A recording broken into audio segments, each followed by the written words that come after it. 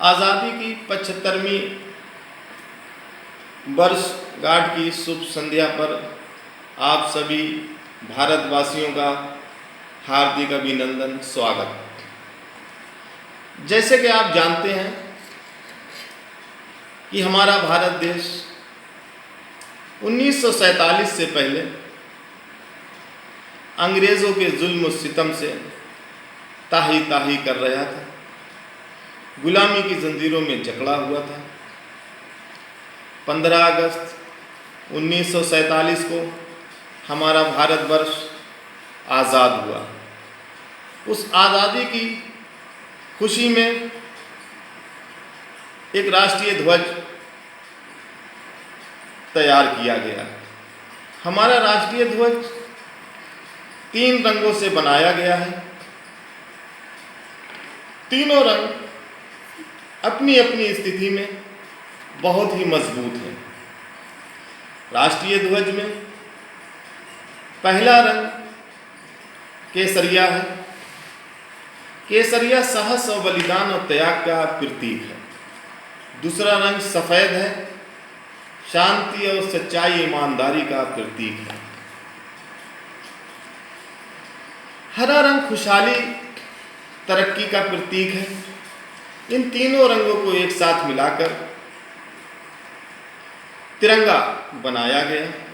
उस तिरंगे में सम्राट अशोक का चक्र है। उस चक्र में 24 तीली का बनाया गया। आज़ादी तो हम लोग जो आज सांसें ले रहे हैं वो भारत आज़ाद में ले रहे हैं। हमारे पूर्वज रहे, हमारे पूर्वजों के तमाम रिश्तेदार नातेदार रहे, उन्हीं ने इस आज़ादी की लड़ाई में अपने प्राणों की आहुति दी।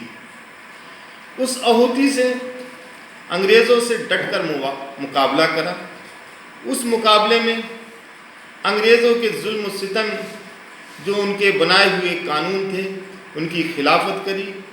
उनकी मुखालफत का नतीजा, उनसे टक्कर लेने का नतीजा हमारे देश के तमाम नौजवान, तमाम हमारे बुज़ुर्ग जो शहीद हुए।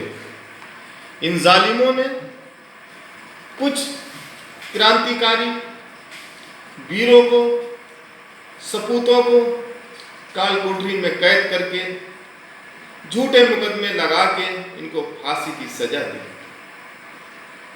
भारत